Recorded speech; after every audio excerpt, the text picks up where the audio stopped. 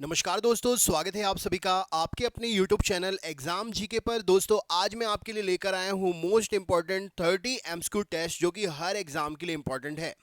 तो वीडियो को बिना किसी देरी के शुरू करते हैं। चैनल पर नए हैं तो इसी प्रकार के वीडियो रोज प्राप्त करने के लिए हमारे चैनल को सब्सक्राइब जरूर कर लें। तो चलिए, बहुत ही छोटा वीडियो होने वाला है। 30 क्वेश्चन मैक्सिमम आपके 3 मिनट में कवर हो जाएंगे। तो सबसे पहला प्रश्न हम देख लेते हैं। जीव विज्ञान के जनक फादर ऑफ बायोलॉजी के नाम से किसे जाना जाता है?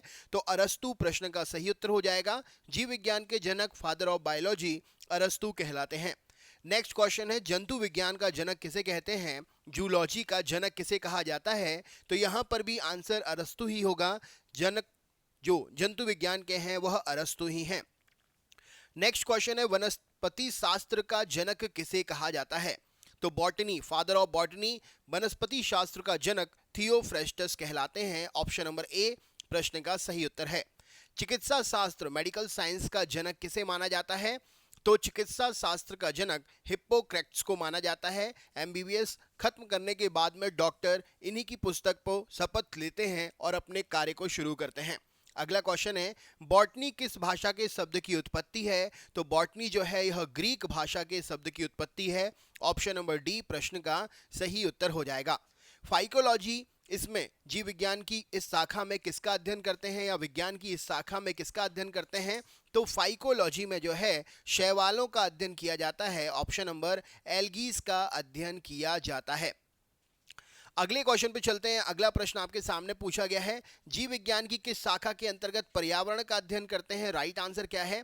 तो पर्यावरण का अध्ययन जीव विज्ञान की शाखा सही उत्तर हो जाएगा। जीव विज्ञान की किस शाखा के अंतर्गत पर्यावरण का अध्ययन किया जाता है? तो यहाँ पर सही उत्तर हो जाएगा पर्यावरण का अध्ययन जो है यह पारिस्थितिक यानी कि इकोलॉजी के अंतर्गत। आप सभी को पता है पर्यावरण, पारिस्थितिक तंत्र ये सब एक दूसरे से कनेक्टेड हैं। तो यहाँ पर पारिस्थितिक इकोलॉजी सही उत्तर हो जाएगा। डेंड्रोलॉजी का संबंध किसके अध्ययन से है? राइट आंसर क्या हो जाएगा? तो डेंड्रोलॉजी का संबंध झाड़ियों के अध्ययन से है। एग्रोइस्टोलॉजी में किसका अध्ययन किया जाता है? तो एग्रोइस्टोलॉजी में जो है यह फसलों का अध्ययन करते हैं, एग्रीकल्चर का अध्ययन करते हैं, फसलों का अध्ययन किया जाता है। हिस्टोरिया प्लांटेरम नामक पुस्तक का लेखक कौन है? तो हिस्टोरिया प्लांटेरम नामक पुस्तक अरस्तु की लिखी हुई पुस्तक है। ऑप्शन नंबर ए राइट आंसर हो जाएगा। हिस्टोरिया एलिमेनम पुस्तक के लेखक कौन है? देखिए, प्लांटम के जो है प्लांटेरम के अरस्तु हैं। और यहाँ पर आपसे पूछा जा रहा है हिस्टोरिया एलिमेनम, इसके लेखक कौन है? राइट आंसर क्या हो जाएगा इस प्रश्न के लिए? तो ऑप्शन, माफ करिएगा, यहाँ पर आपका थोड़ा सा क्वेश्चन एक बार सही करना पड़ेगा।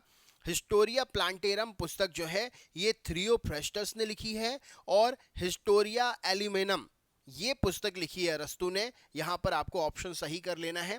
नेक्स्ट क्वेश्चन देखते हैं, पुष्पों के अध्ययन को क्या कहा जाता है? तो पुष्पों के अध्ययन को एंथोलॉजी कहते हैं। ऑप्शन नंबर ए राइट आंसर हो जाएगा। जीवों एवं वातावरण की अंतर अभिक्रिया से संबंधित पादप विज्ञान की शाखा क्या कहलाती है?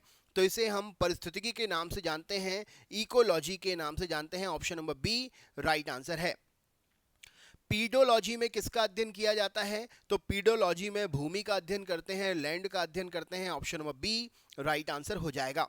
पौधों का नाम देने वाले विज्ञान को क्या कहते हैं? तो पौधों का नाम देने वाले विज्ञान की शाखा टेक्सोनॉमी या वर्गीकी के नाम से जानी जाती है। Option number D right answer है। पौधों का अध्ययन क्या कहलाता है? राइट आंसर क्या हो जाएगा? तो पौधों के अध्ययन को हम पोमोलॉजी के नाम से जानते हैं। सही उत्तर हो जाएगा। नेक्स्ट क्वेश्चन है, पराग कणों का अध्ययन, पोलन ग्रेन्स का अध्ययन क्या कहलाता है? तो पोलन ग्रेन्स, पराग कणों का अध्ययन पैलिनोलॉजी के नाम से जाना जाता है। राइट आंसर हो जाएगा। संसार में पौधे के वितरण, डिस्ट्रीब्यूशन ऑफ प्लांट का अध्ययन, इसे हम क्या कहते हैं? तो संसार में पौधों का वितरण, इसे हम फाइटोजियोग्राफी के नाम से जानते हैं। ऑप्शन नंबर ए राइट आंसर हो जाएगा। पादप विज्ञान की शाखा कवच शास्त्र, आर्मोलॉजी में किसका अध्ययन करते हैं? तो पादप विज्ञान की शाखा कवच शास्त्र, आर्मोलॉजी में फफूंद का अध्ययन करते हैं। राइट आंसर हो जाएगा इस प्रश्न के लिए। ऑप्शन नंबर ए राइट आंसर है। नेक्स्ट क्वेश्चन है, साग सब्जी उत्पन्न करने वाले पौधों का अध्ययन क्या कहलाता है? तो इसे हम ऑलेरी कल्चर के नाम से जानते हैं। Option number A olericulture right answer हो जाएगा। निम्नलिखित में से किसे वर्गीकी का पितामह कहा जाता है? तो वर्गीकी का पिता, फादर ऑफ टैक्सोनॉमी, हम कहते हैं लीनियस को। ऑप्शन नंबर सी प्रश्न के लिए सही उत्तर हो जाएगा। जीवाणु की खोज किसने की थी? तो जीवाणु की खोज ल्यूवेन हॉक ने की थी। ऑप्शन नंबर डी प्रश्न का सही उत्तर है। अगला क्वेश्चन है, निम्नलिखित में से कौन सा विषाणु के कारण होने वाला रोग है? तो विषाणु के कारण होने वाला रोग इनमें से ऑप्शन नंबर राइट आंसर हो जाएगा चेचक यानी कि स्मॉल पॉक्स विषाणु के द्वारा होता है।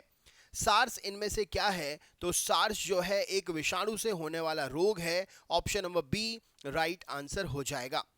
एड्स कैसे फैलता है? राइट आंसर क्या हो सकता है इस प्रश्न के लिए? तो शारीरिक संबंध से, असुरक्षित यौन संबंध से एड्स फैलता है। निम्नलिखित में से किसमें एंजाइम नहीं होते हैं? तो एंजाइम विषाणु में नहीं होते हैं। सही उत्तर हो जाएगा। चेचक का टीका किसने खोजा था? तो चेचक का टीका एडवर्ड जेनर ने खोजा था। Option number C right answer है। निम्नलिखित में से किसके द्वारा दूध खट्टा हो जाता है? तो बैक्टीरिया के द्वारा दूध खट्टा हो जाता है, लैक्टोबैसिलस बैक्टीरिया के द्वारा। जानवरों में होने वाली फुट एंड माउथ रोग किसके कारण उत्पन्न होती है? तो फुट एंड माउथ रोग विषाणु के कारण उत्पन्न होता है। निम्नलिखित में से सबसे छोटा जीव कौन सा है? तो माइकोप्लाज्मा ज्ञात सबसे छोटा जीव है। राइट आंसर हो जाएगा। तो दोस्तों ये थे 30 क्वेश्चन। कैसा लगा वीडियो कमेंट करके जरूर बताएं। चैनल पर नए हैं तो सब्सक्राइब करना ना भूलें। मिलते हैं नेक्स्ट वीडियो में। बहुत बहुत धन्यवाद। आपका दिन शुभ हो।